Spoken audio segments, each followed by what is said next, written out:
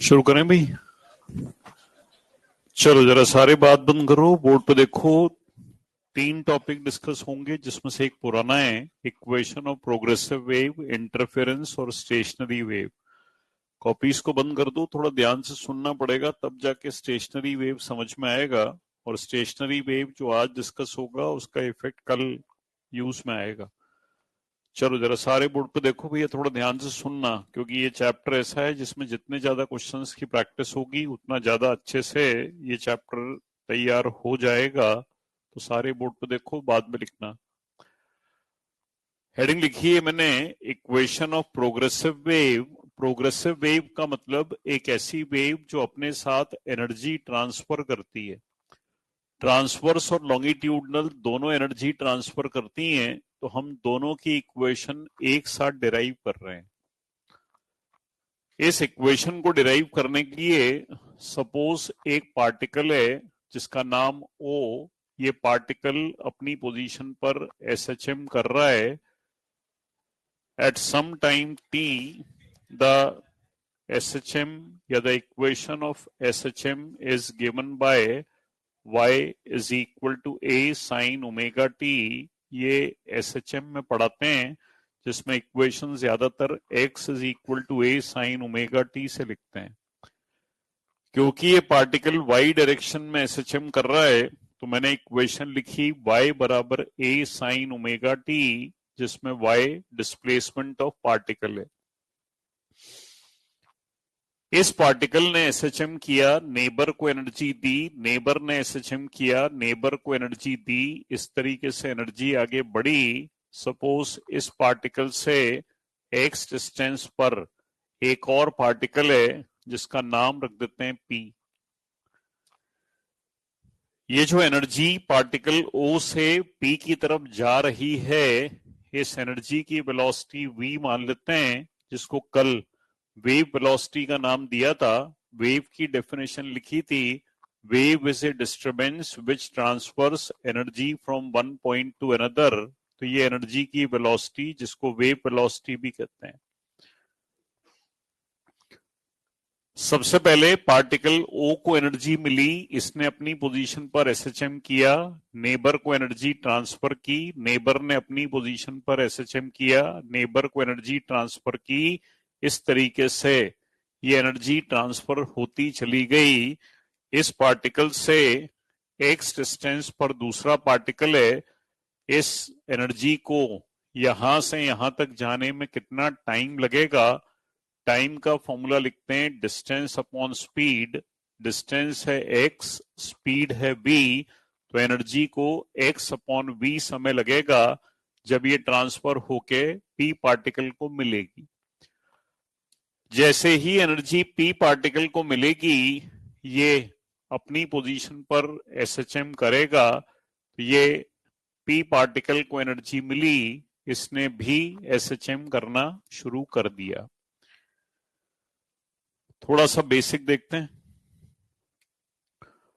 Suppose ये particle सुबह 10 बजे SHM कर रहा है।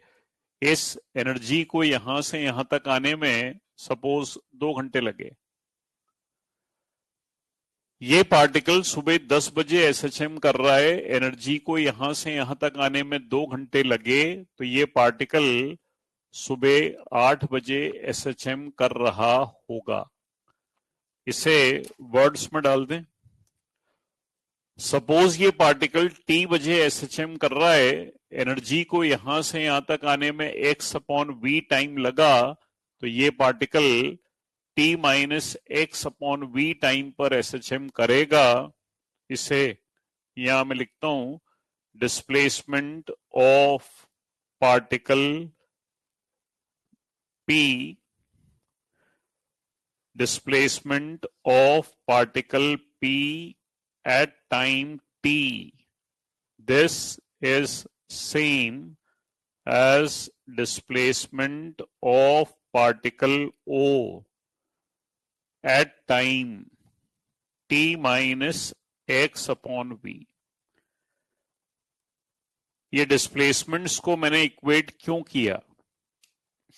डिस्प्लेसमेंट को इक्वेट इसलिए किया कि आइडियल कंडीशन में जिस एनर्जी से ये पार्टिकल एसएचएम कर रहा है वो सारी की सारी एनर्जी यहां से आई, यानी उस एनर्जी से ये पार्टिकल भी एसएचएम कर रहा था।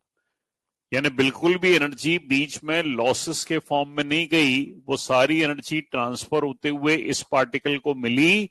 तो दोनों सेम मीडियम के पार्टिकल हैं, इसलिए दोनों का डिस्प्लेसमेंट भी सेम होगा। टी टाइम पर इक्वेशन को लिखते हैं y बराबर a साइन ओमेगा टी, तो t minus X upon V पर इस इक्वेशन में t की जगह t minus X upon V रख दें। यहां से ये पहली इक्वेशन आ गई। इस पहली इक्वेशन में y डिनोट करता है displacement of particle, x denote करता है direction of wave propagation, x denotes direction of wave propagation.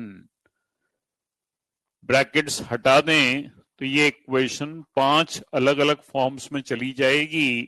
पहले ब्रैकेट हटाते हैं, ओमेगा से अंदर मल्टीप्लाई कर दें। कल डिस्कस किया था ओमेगा बाई वी, इसको लिखा था के, ये ओमेगा बाई वी हो गया के बराबर।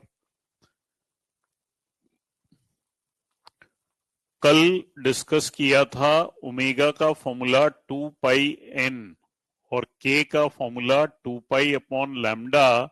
ये दोनों वैल्यूज को सब्स्टिट्यूट कर दें इस इक्वेशन में। ये दोनों वैल्यूज सब्स्टिट्यूट कर दी, दोनों में से 2 पाई कॉमन ले लें, तो यहां से ये तीसरी इक्वेशन आ गई। कल फ्रीक्वेंसी का फॉर्मूला आया था, frequency is 1 upon time period. Frequency की जगह 1 अपॉन टाइम पीरियड रख दें, तो यहां से चौथी इक्वेशन आ गई। इन दोनों में कुछ भी कॉमन नहीं है, जब कुछ कॉमन ना हो तो जबरदस्ती कॉमन निकाल लेते हैं। दिस इज जबरदस्ती। ये भी कल आया था, लैम्डा बाई टी इसको लिखते थे वी। अगर लैम्डा बाई टी को वी लिखते हैं तो यहां से ये 5वीं इक्वेशन आ गई। बोर्ड पे 5 इक्वेशंस लिखी हैं। ये 5 इक्वेशन किसकी हैं अगर ध्यान से सीखें तो y डिनोट कर रहा है डिस्प्लेसमेंट, x डिनोट कर रहा है डायरेक्शन। जब पार्टिकल का डिस्प्लेसमेंट वेव की डायरेक्शन के परपेंडिकुलर होता है तो वो ट्रांसवर्स वेव होती है। यानी ये जितनी इक्वेशंस बोर्ड पे लिखी हैं, these are the equation of transverse wave which is moving in, which is moving in positive x direction। Figure देखो ध्यान से, अगर इसको ओरिजिन मान लें तो राइट साइड में वेव जा रही है, ओरिजिन के राइट में पॉजिटिव एक्स एक्सिस होता है, लेफ्ट में नेगेटिव एक्स एक्सिस होता है, बीच में जो साइन होता है उसके उल्टा डायरेक्शन होती है। बीच में माइनस आया तो प्लस एक्स डायरेक्शन है, अगर बीच में प्लस होता तो माइनस डायरेक्शन होती। यानी अगर मैं इक्वेशन को ऐसे लिखता, y बराबर a sine omega T plus के एक्स, तो this would be the equation of transverse wave which is moving in. This is the equation of transverse wave which is moving in negative x direction. Longitudinal wave की बात करें तो longitudinal wave में जिस direction में wave चलती है उसी डायरेक्शन में पार्टिकल एसएचएम करता है। अगर दोनों तरफ अलग अलग वेरिएबल्स आए तो ट्रांसवर्स, लॉन्गिट्यूडनल अगर होती तो दोनों तरफ सेम वेरिएबल्स होने चाहिए थे, या तो दोनों तरफ x लिखते या दोनों तरफ y लिखते, तो ये लॉन्गिट्यूडनल वेव की इक्वेशन होती। तो these are the equations of longitudinal wave. इतनी सारी इक्वेशंस बोर्ड पे लिखी हैं, इतनी सारी इक्वेशंस को देख के एक आध बच्चे के मन में आता है सर ऐसे कितनी सारी इक्वेशंस हम याद करेंगे। आपको सारी इक्वेशंस याद नहीं करनी है, आपको तो केवल एक इक्वेशन याद करते हुए सारे क्वेश्चंस आज सॉल्व करने हैं। इस इक्वेशन को याद करने का तरीका बड़ा सिंपल होता है, दैट सेज टी का कोएफिशिएंट ओमेगा, एक्स का कोएफिशिएंट के, आगे क्या है उससे मतलब नहीं है। साइन है, कॉस है, लॉग है, ई की पावर है, ऐसा कुछ भी हो, टी का कोएफिशिएंट ओमेगा, एक्स का कोएफिशिएंट के, बाकी जो कल टर्म्स आए थे वो अगर याद हो जाएं तो ये सब इक्वेशन एक दूसरे से डिराइव हो जाती हैं। जेई में थोड़े से क्वेश्चंस ठीक हैं, हालांकि इन इक्वेशंस के ऊपर एज सच कोई टफ क्वेश्चन आज तक आया नहीं है। जेई 2005 में पहला क्वेश्चन इस इक्वेशन से आया जिसमें एक वेव की इक्वेशन देके बोला फाइंड वेव वेलोसिटी। तरीका सीखना है क्योंकि आज आपको करना है टी का कोएफिशिएंट ओमेगा, एक्स का कोएफिशिएंट के, कल वाले टर्म्स वेलोसिटी बराबर ओमेगा बाई के, जिनको 2 का टेबल आता था वो सब जेई में सिलेक्ट हो गए। कई बार कुछ क्वेश्चंस एग्जाम में ऐसे आते हैं जिसको देख के बच्चे कई बार कहते हैं सर बताया नहीं, पढ़ाया नहीं, फिर वो वापस साइकिल शुरू हो जाती है।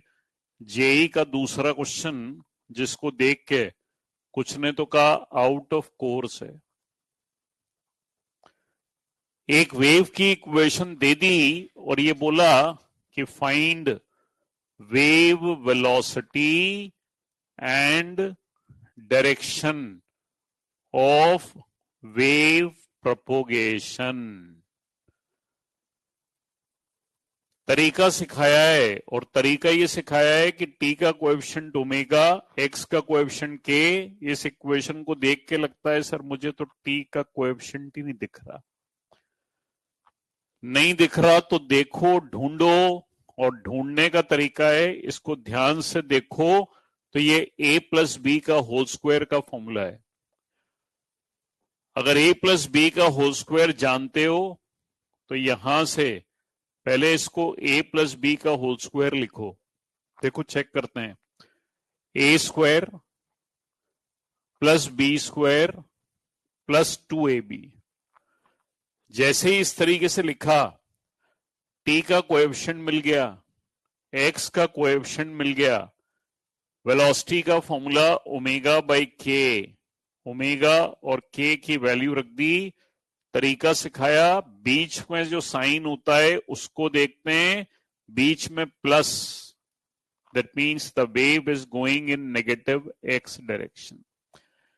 एक आध बच्चा इसको देख के कहता है सर आगे तो माइनस है सर, आपने इसको नहीं देखा। मान लो मैं माइनस से अंदर इंटू कर दूं तो माइनस माइनस दोनों जगह आ जाएगा, रेशो लूंगा तो फिर माइनस से माइनस कट के प्लस हो जाएगा। तो इसलिए बाहर वाले साइन को मैटर नहीं करता। वैसे तो इससे काम चल जाता है, आईआईटी थोड़ा सा ऊपर जाती है तो आईआईटी के केस में एक लाइन और मैं लिखता हूं, और वो ये कि any function of the form x, t which satisfies the relation d2y by dx square is equal to 1 upon v square d2y by dt square that represents a wave। Paper में तो खैर किसी में भी नहीं है, कभी एग्जाम में कोई ऐसा क्वेश्चन आ जाए जिसमें ये बोलें कि क्या ये वेव है या नहीं है, यानी कोई इक्वेशन देके पूछें, तो उस केस में 4 बार डिफरेंशियल करना पड़ता है उस फंक्शन का, 2 बार x के रेस्पेक्ट में, 2 बार t के रेस्पेक्ट में, और डिफरेंशियल करके अगर इस फंक्शन को ओबे करे तब वो वेव है, अदरवाइज नहीं है। हमारे एग्जाम में दूर दूर तक ऐसा कोई क्वेश्चन नहीं है, इनफैक्ट जेई में भी नहीं है। एडवांस के बच्चों को डिफरेंशियल कैलकुलस सिखाते हैं, इसलिए थोड़ा सा मैंने बताया है, इसकी जरूरत पड़ेगी नहीं। आपको मेनली ऐसे क्वेश्चंस की प्रैक्टिस आज करनी है। इस वेव इक्वेशन के बाद चलते हैं principal of superposition of waves. Principal of superposition की बात करते हैं तो फिजिक्स में अलग, मैथमेटिक्स में अलग, यानी फिजिकली प्रैक्टिकल या फिजिकली प्रिंसिपल अलग है, मैथमेटिकली अलग है। मैथमेटिकली प्रिंसिपल कहता है कि अगर किसी मीडियम के पार्टिकल पर बहुत सारी वेव्स आती हैं जो पार्टिकल को अलग अलग डिस्प्लेस करती हैं, तो resultant displacement is the vector sum of individual displacements. ये मैथमेटिक्स का स्टेटमेंट है। फिजिक्स में इसका मीनिंग कहता है कि अगर किसी मीडियम में बहुत सारी वेव्स प्रोपोगेट कर रही हैं तो वो एक दूसरे को डिस्टर्ब नहीं करती, that is principal of superposition इस रूम में होता है। मैं बोलता हूं एक वेव, पास वाले कमरे से बीच बीच में आवाज आती है, दूसरी वेव, उधर से भी कई बार आवाज आ जाती है, तीसरी वेव, बीच में कई बार आपकी भी कुछ ना कुछ आवाज आ जाती है, चौथी वेव। इतनी वेव्स एक रूम में चल रही हैं, पर मैं अपनी फ्रीक्वेंसी से कंटिन्यूसली बोलता रहता हूं, that is principal of superposition. एक मीडियम में अगर बहुत सारी वेव्स चलती हैं तो वो एक दूसरे को डिस्टर्ब नहीं करती। ये प्रिंसिपल ऑफ सुपरपोजिशन केवल लो एम्पलीट्यूड वेव्स पर वैलिड है, हाई एम्पलीट्यूड वेव्स पर वैलिड नहीं है। लो एम्पलीट्यूड की 2 वेव्स होती हैं, दोनों आपने पढ़ ली। ऑप्टिक्स में आई लाइट, इस चैप्टर में चल रहा है साउंड, इनका एम्पलीट्यूड कम होता है। हाई एम्पलीट्यूड की 3 वेव्स होती हैं, पहली सिस्मिक वेव्स, दूसरी शॉक वेव्स, तीसरी लेजर। इन तीनों का एम्पलीट्यूड बहुत ज्यादा होता है। सिस्मिक वेव्स, भूकंप के समय जो वेव्स आती हैं, अर्थक्वेक के समय जो वेव्स आती हैं, उनको सिस्मिक वेव्स कहते हैं। भूकंप के समय जो वेव्स आती हैं उनका डिस्प्लेसमेंट बहुत ज्यादा होता है। डिस्प्लेसमेंट इनफैक्ट कैलकुलेट ही नहीं हो सकता। जब हम पढ़ा करते थे तब गुजरात के भुज में भूकंप आया था, भुज की भुजिया बन गई थी। अभी 2 या 3 साल पहले उत्तराखंड में बादल फटा, सरकार ने बोला कि अप्रोक्सीमेटली 50 से 100 लोग मिसिंग हैं, जबकि रियलिटी में हजारों आदमी गायब हो जाते हैं, पता नहीं चलता कहां गए। जमीन फटती है, आदमी अंदर, गवर्नमेंट जानबूझ के डेटा रिलीज नहीं करती, नहीं तो तबाही मच जाए। सुनामी इसी वेव या सुनामी इसी कैटेगरी में आती है, इनका डिस्प्लेसमेंट बहुत ज्यादा होता है। शॉक वेव्स, जेट प्लेन जब उड़ता है तो उससे जो वेव एमिट होती है उसका वेव फ्रंट कोनिकल होता है, सॉफ्टी का कोन, और सॉफ्टी के कोन की विशेषता होती है एक पॉइंट से बहुत नुकीला होता है। तो वो वेव्स जब किसी सरफेस पर टकराती हैं तो वो सरफेस को खत्म कर देती हैं। इसीलिए जेट प्लेन के जो एयरबेस होते हैं वो हमेशा सिटी से बाहर होते हैं। जेट प्लेन के जो फाइटर पायलट्स होते हैं उनको ट्रेनिंग के समय इंस्ट्रक्शंस दिए जाते हैं कि आप अपने प्लेन को कम से कम 500-1000 फीट की ऊंचाई पर लेकर उड़ोगे। अगर गलती से जेट प्लेन इस बिल्डिंग के बिल्कुल पास से निकल जाए तो इस बिल्डिंग के सारे कांच टूट जाएंगे। बिल्डिंग तो नहीं गिरेगी, आपके खून पसीने के पैसे से बनी है तो वो तो नहीं गिरेगी, लेकिन कांच जरूर टूट जाएंगे। तो that is shock waves. Laser waves का एम्पलीट्यूड बहुत ज्यादा होता है। लेजर वेव्स पहले एम्पलीट्यूड ज्यादा होता था, अब लेजर को कंट्रोल करना शुरू कर दिया। मेडिकल साइंस में लेजर को कंट्रोल करके पथरी का इलाज, स्टोन का ट्रीटमेंट में यूज में लेने लगे। पहले किसी की किडनी में स्टोन हो जाया करता था तो एक ही तरीका था, ऑपरेट करते थे, स्टोन निकाला करते थे। अब लेजर से पथरी का या स्टोन का ट्रीटमेंट होता है जिसमें लेजर बीम शरीर के अंदर जाती है, स्टोन को मेल्ट करा देती है, लौट कर आती है, आपको पता भी नहीं चलता। जब हॉस्पिटल का बिल आता है तब पता चलता है कि ऐसी कोई बीम पेट के अंदर गई थी। तो ये मेडिकल साइंस है। इसकी डिफरेंट एप्लीकेशंस की बात करें तो प्रिंसिपल ऑफ सुपरपोजिशन की 4 एप्लीकेशंस हैं।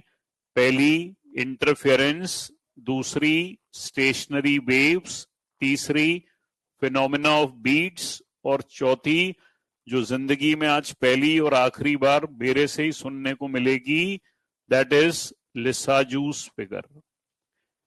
पहले ये बोर्ड में क्लास 11th में एक टॉपिक हुआ करता था जो आज से 11 साल पहले हटा दिया। लिसाजूस फिगर, इस एप्लीकेशन में पैराबोला, हाइपरबोला, इलिप्स, इनकी जरूरत पड़ती थी और ये तीनों बायो वाले स्टूडेंट्स को समझ में नहीं आते थे। तो अब 3 एप्लीकेशन बची, interference, stationary wave, phenomena of beats. इस प्रिंसिपल ऑफ सुपरपोजिशन पे आज तक एक ही क्वेश्चन पेपर में आया और वो क्वेश्चन ये था, एक वेव की इक्वेशन देके ये पूछा कि ये वेव कितनी वेव्स के सुपरपोजिशन से बनी है। This is a result of superposition of how many waves. Mathematics का क्वेश्चन है, फिजिक्स में डाल दिया गया। फिजिक्स का वर्ड आ रहा है सुपरपोजिशन। सॉल्व करना है मैथमेटिक्स से। जब तक ये सॉल्व होती जाए टिग्नोमेट्री से, तब तक इसको सॉल्व करते जाएं।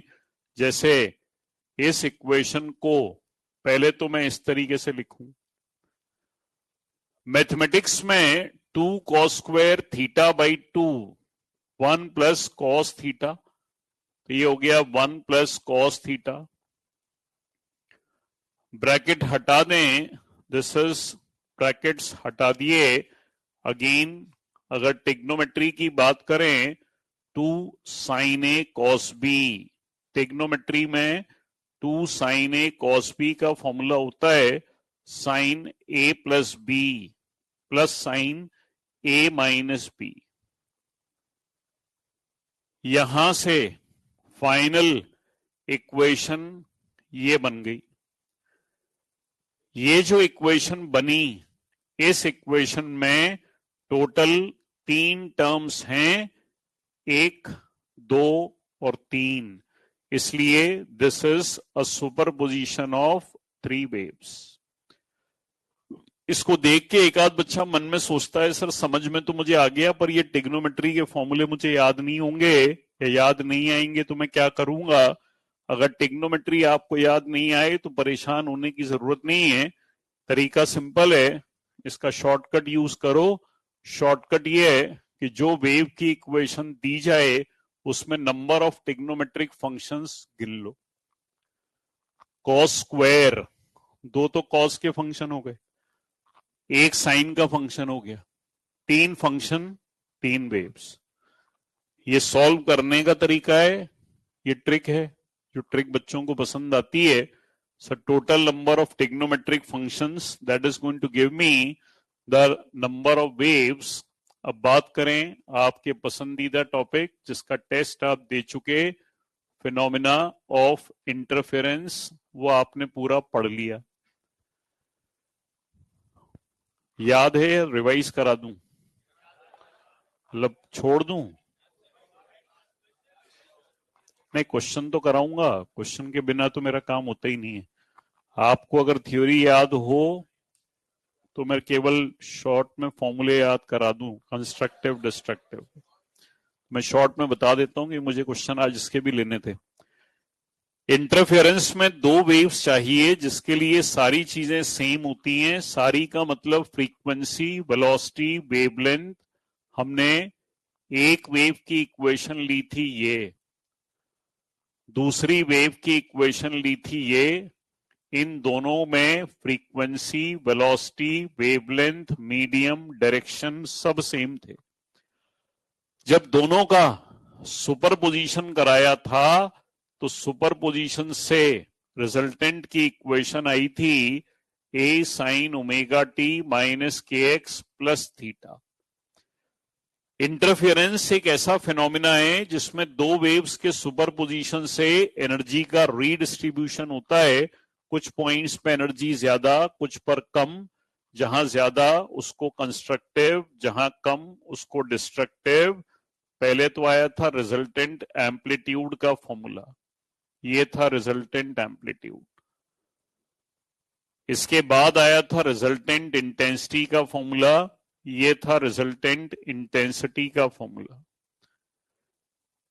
इंटरफेरेंस को दो तरीके से क्लासिफाई किया था, एक जिसको कहते थे कंस्ट्रक्टिव, दूसरा जिसको कहते थे डिस्ट्रक्टिव। कंस्ट्रक्टिव एक ऐसा इंटरफेरेंस जिसमें एनर्जी मैक्सिमम होती थी, डिस्ट्रक्टिव में मिनिमम होती थी। एनर्जी मैक्सिमम होने के लिए फेज डिफरेंस वहां लिखा था, फेज डिफरेंस को लिखा था 2n पाई, और डिस्ट्रक्टिव में लिखा था 2n माइनस 1 पाई। वो सब पुरानी बातें, जिनको याद नहीं है उनको केवल रिवाइज करा रहा हूं। तो फेज डिफरेंस था 2n पाई और यहां था 2n माइनस 1 पाई या 2n प्लस 1 पाई, दोनों ही हो सकते थे। यहां n की वैल्यू शुरू होती थी 0 से, यहां 1 से, और इसमें 0 से। पार्ट डिफरेंस लिखा था n लैम्डा, यहां पार्ट डिफरेंस लिखा था 2n minus 1 lambda by 2। Maximum amplitude लिखा था a1 प्लस a2, मिनिमम लिखा था a1 माइनस a2 का मॉडुलस। आई मैक्स लिखा था root i1 plus root i2 का होल स्क्वायर। आई मिनिमम लिखा था root i1 minus root i2 का होल स्क्वायर। तो थ्योरी तो करीब करीब पुरानी है, क्वेश्चंस जरूर एक दो कुछ नई प्रोफाइल के लेंगे, हालांकि तरीका वही होगा जो पहले पढ़ चुके हैं। इक्वेशन से लेके यहां तक आप कॉपी करो, इसमें मैं लिखाता हूं प्रिंसिपल में।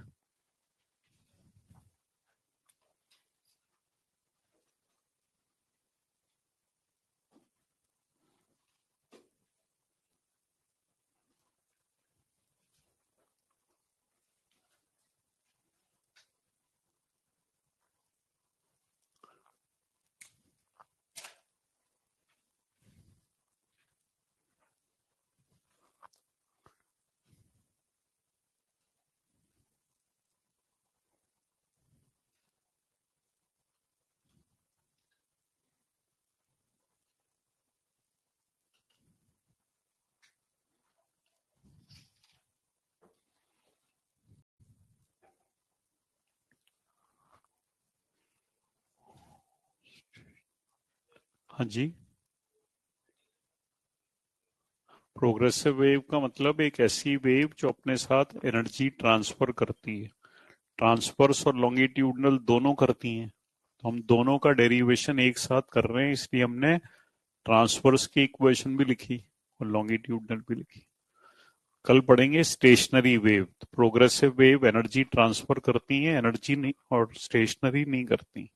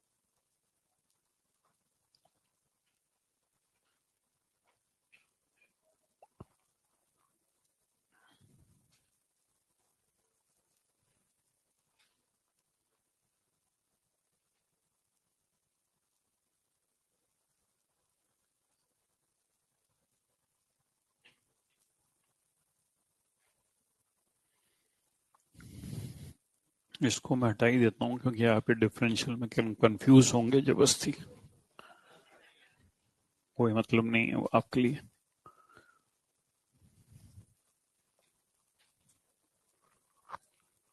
आधा लिखा था तो मिटा दो बेटा, काट दो, उसको कैंसिल कर दो। घर जाके कंफ्यूज हो गए और कुछ नहीं हो गए।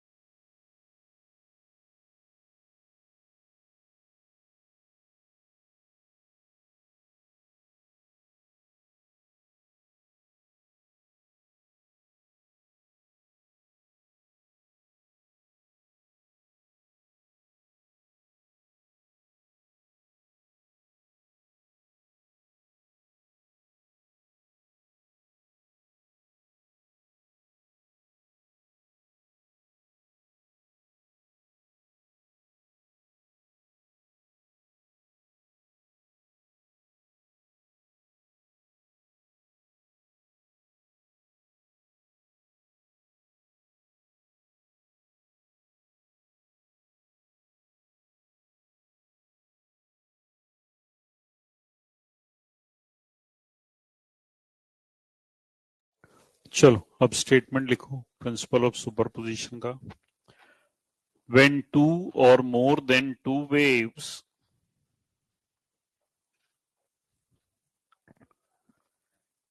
when two or more than two waves reach at a particle of the medium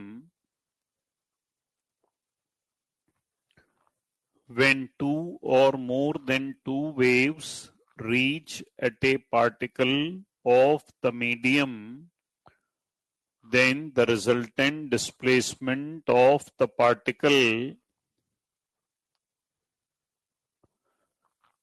then the resultant displacement of the particle is the vector sum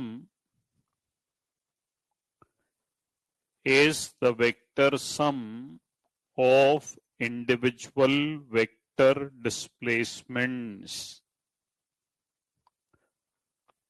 is the vector sum of individual vector displacements।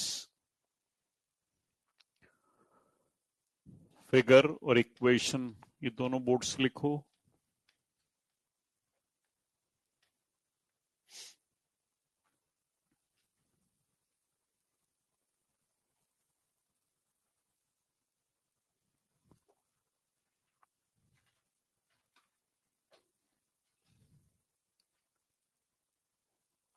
Next line में लिखना है इसके बाद it is a characteristic of wave motion It is a characteristic of wave motion which is applicable for small amplitude waves.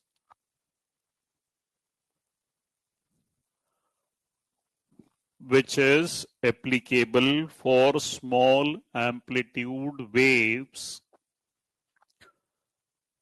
that is light and sound. That is light and sound, but fails for high amplitudes. But fails for high amplitudes, that is seismic,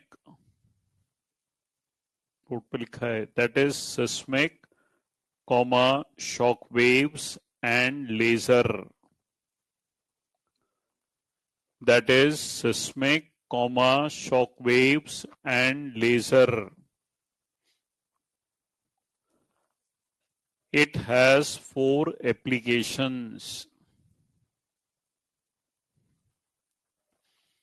It has 4 applications. Board से लिखो इनके नाम। Interference, stationary wave,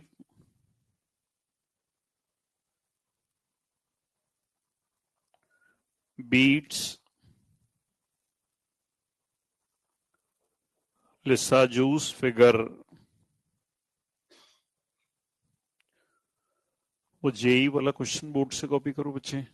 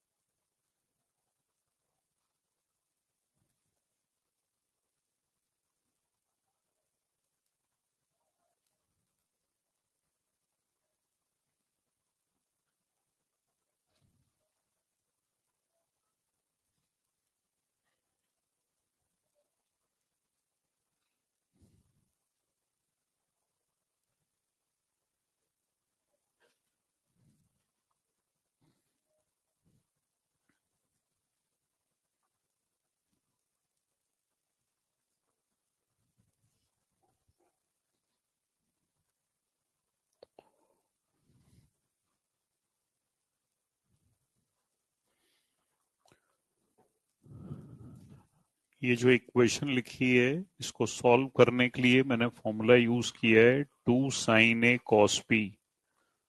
formula होता है sin A plus B plus sin A minus B। और जो ऊपर वाली इक्वेशन लिखी है ये 2 cos² θ/2, इसका फॉर्मूला होता है 1 + cos θ।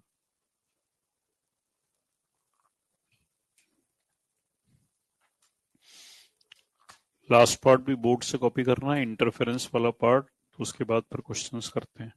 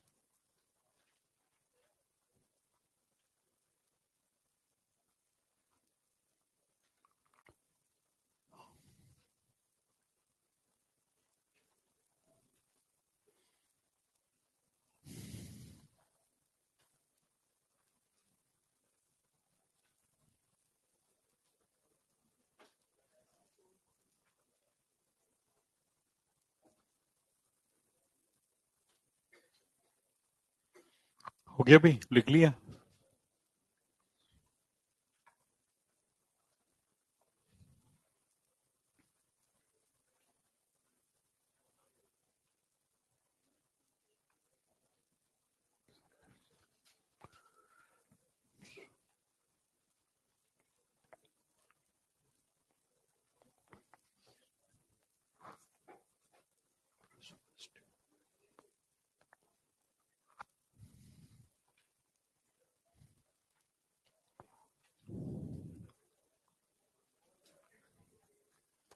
चलो एग्जाम्पल्स लिखो। इंटरफेरेंस और इक्वेशन ऑफ प्रोग्रेसिव वेव दोनों के ऊपर combined questions.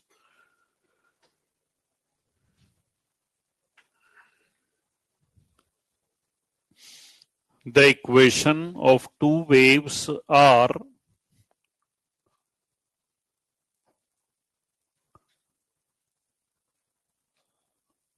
the equation of two waves are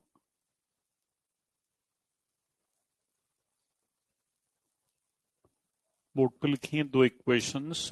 x1 is equal to a sine omega t plus y1, x2 is equal to a sin omega t plus phi2.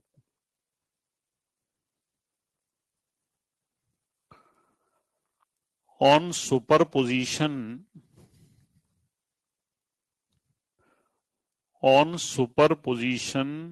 if the resultant amplitude is same,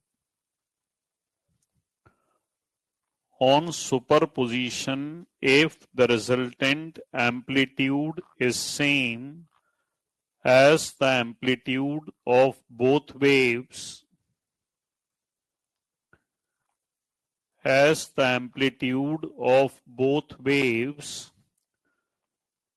then find the phase difference between them.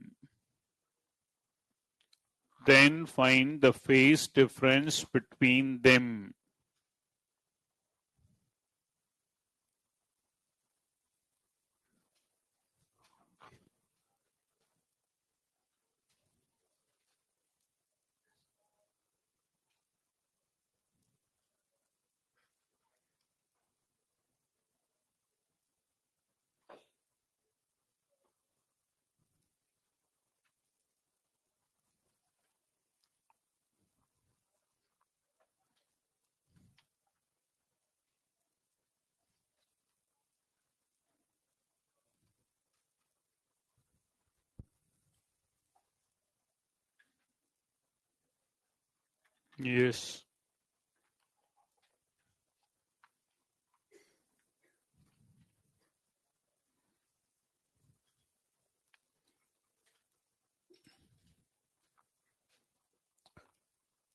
Resultant amplitude वाली equation, that is A is equal to A1 square plus A2 square plus 2A1 A2 cos phi equations जो question में दी हैं उसमें दोनों wave का amplitude दिया है A,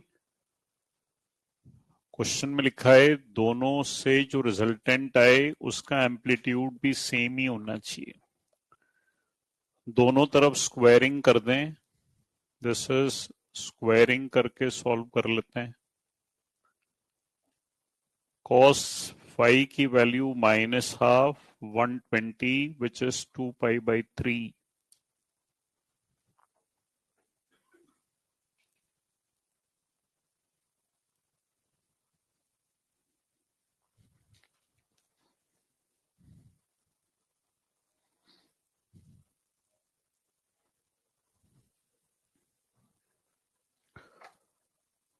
The equation of a progressive wave is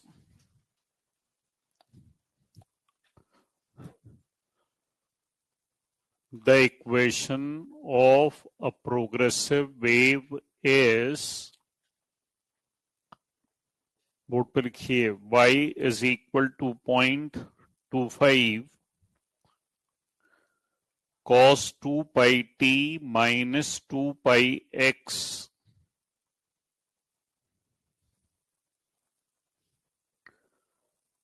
then write the equation of other wave,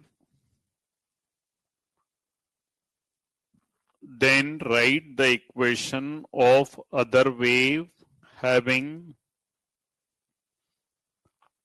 double the amplitude,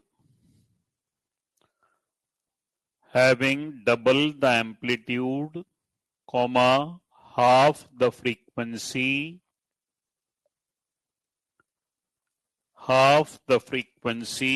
and traveling in opposite direction. and traveling in opposite direction.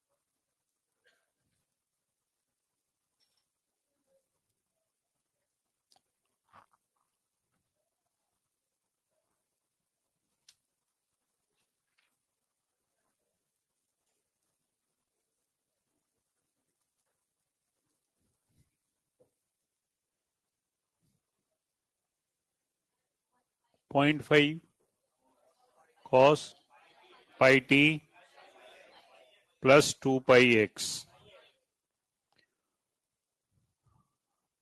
Amplitude इसका given है 0.25, तो double करना है, तो amplitude should become 0.5.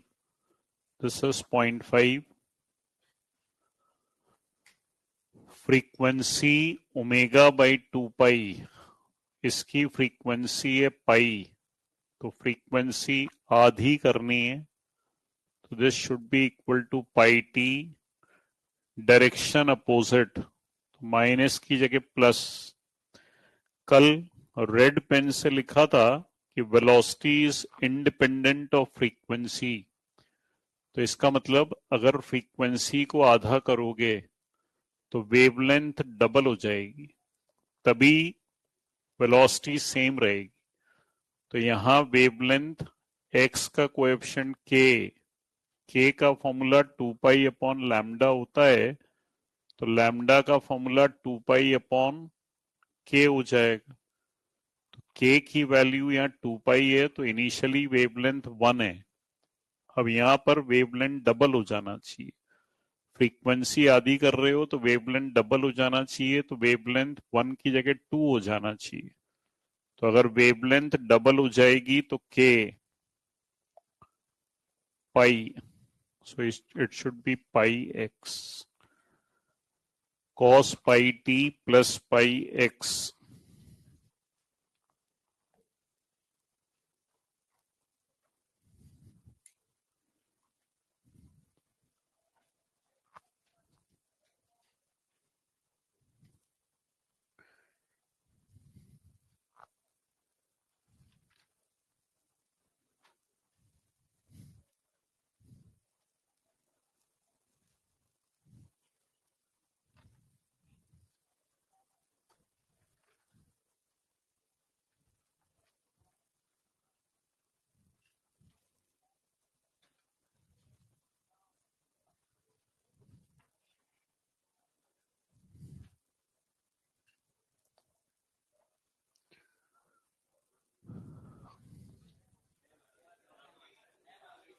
शुरू करो आप. मैंने तो पहले ही कहा था मुझे नहीं आता भैया. जो काम की बातें हैं, मेरा काम पढ़ाना है, मैं पढ़ाता बहुत बढ़िया हूँ.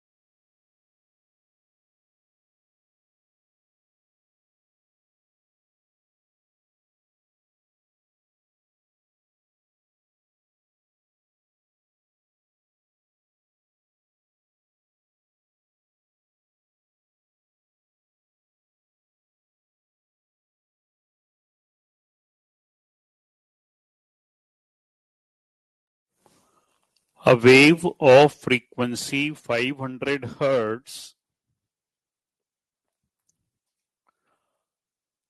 A wave of frequency 500 hertz travels between X and Y. Travels between X and Y such that it covers a distance of 600 meter, such that it covers a distance of 600 meter in 2 seconds. Then how many wavelengths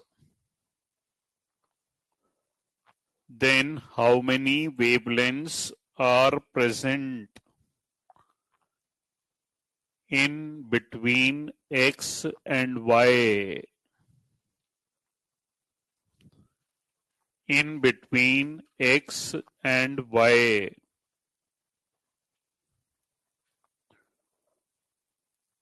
Solve.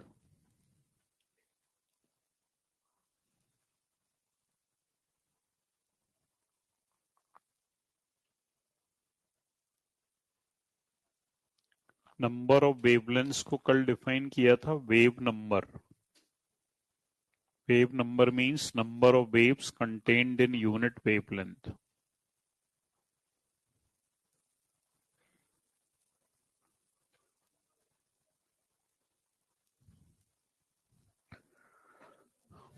Yes.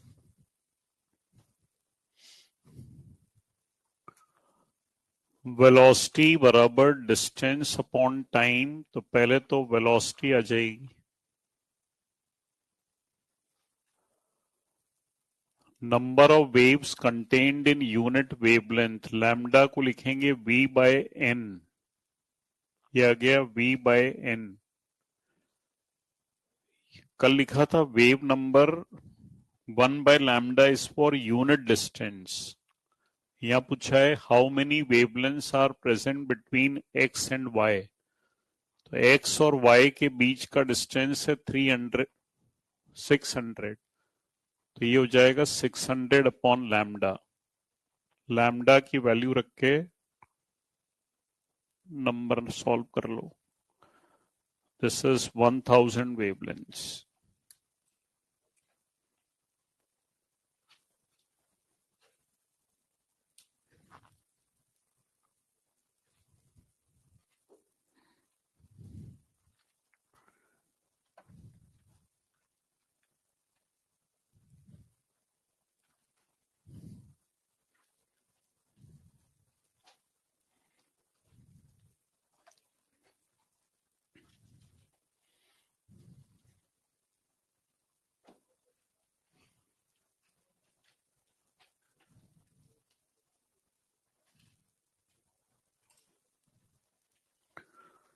Two loudspeakers are separated by a distance of 3 meters.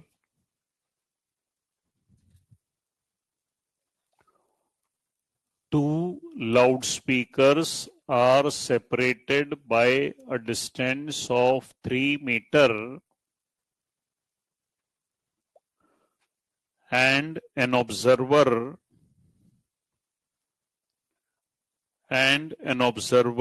is at a distance of 4 meters, and an observer is at a distance of 4 meters from one of them.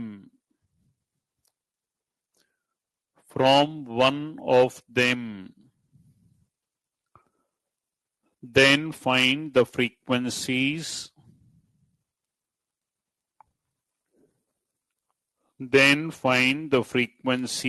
Heard if the observer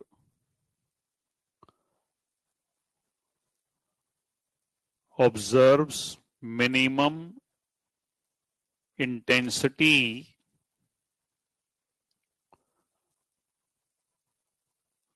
and v is equal to 330 metre पर second. Same तरीके से करो जैसे question मैंने किया था, उसको देख के करो।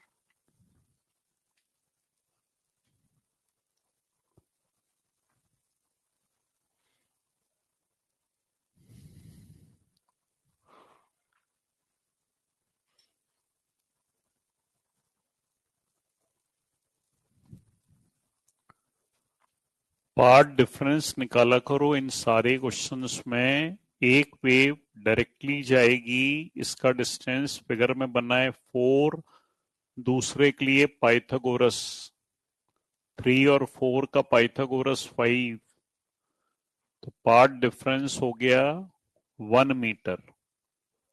डिस्ट्रक्टिव में 2n-1 लैम्डा बाई 2 से कंपेयर कर दो, तो यहां से लैम्डा आ गया। जब लैम्डा आ जाए तो फ्रीक्वेंसी के फॉर्मूले में रखो v by lambda. v question में गिवन है, लैम्डा हमने निकाल लिया। n की वैल्यूज बदलते जाओ, सॉल्व करते जाओ। दिस इज 165 इंटू 2n-1, तो 165 के ऑड मल्टीपल्स। n की वैल्यू 1, n की वैल्यू 2, n की वैल्यू 3, ये सारी फ्रीक्वेंसीज आती जाएंगी। सॉरी, 495 के बाद फिफ्थ वैल्यू आएगी 825।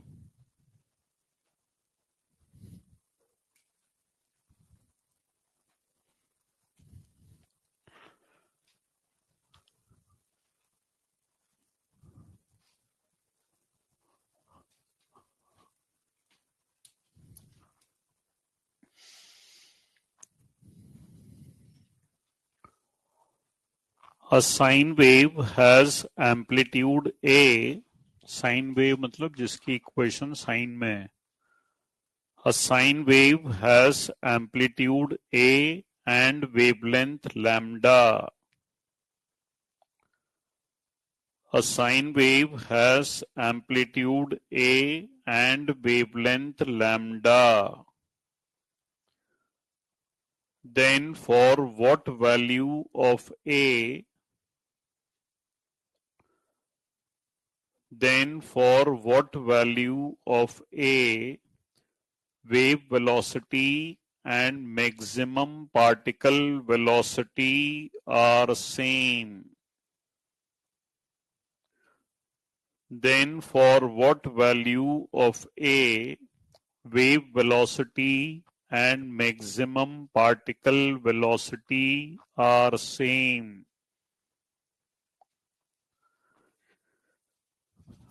Wave velocity V, maximum particle velocity U max.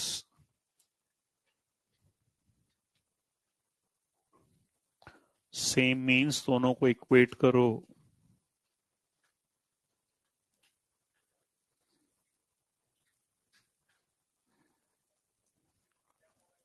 Yes, wave velocity का फॉर्मूला था एन लैम्डा और यू मैक्स था ए इंटू 2 पाई एन से एन कैंसिल हो जाएगा। जब ए की वैल्यू लैम्डा बाई 2 पाई के बराबर होगी तब दोनों वेलोसिटीज बराबर होंगी। चलो जरा रेस निकाल लो, एक चैप्टर डिस्कस कर लेते हैं रेस में।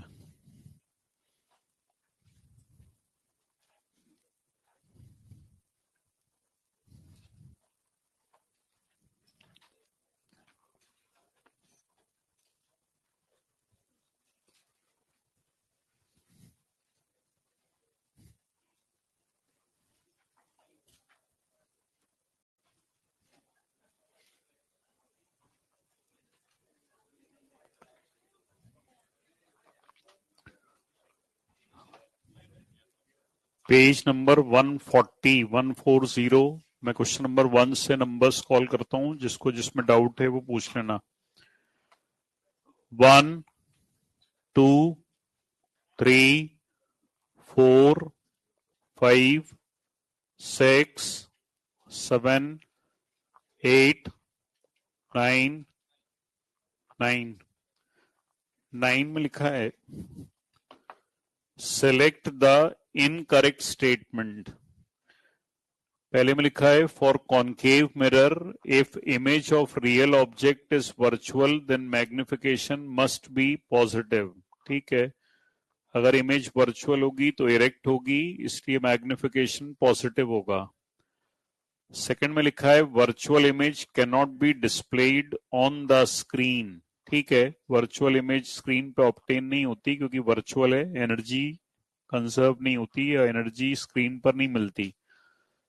थर्ड में लिखा है एब्रिएशन ऑकर्स फॉर रियल इमेजेस, यही गलत है। एब्रिएशन का मतलब होता है डिफेक्ट, और पहले डिफेक्ट में व्हाइट लाइट 7 कलर्स में टूटती थी, तो कॉनकेव लेंस हो या कॉन्वेक्स लेंस हो दोनों में टूटती है, इसलिए एब्रिएशन ऑकर्स फॉर बोथ इमेजेस।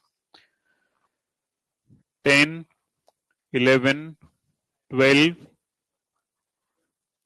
12 में तीन, ये 12th में पहले भी शायद मुझसे किसी ने बाहर भी पूछा था ये क्वेश्चन। 12th में 3 ऑब्जेक्ट हैं, तो आपको 3 बार कैलकुलेशन करनी पड़ेगी। ये वो 3 ऑब्जेक्ट हैं, इसको मैं फर्स्ट ऑब्जेक्ट बोलूं, इसको मैं सेकंड बोलूं, इसको मैं थर्ड बोलूं।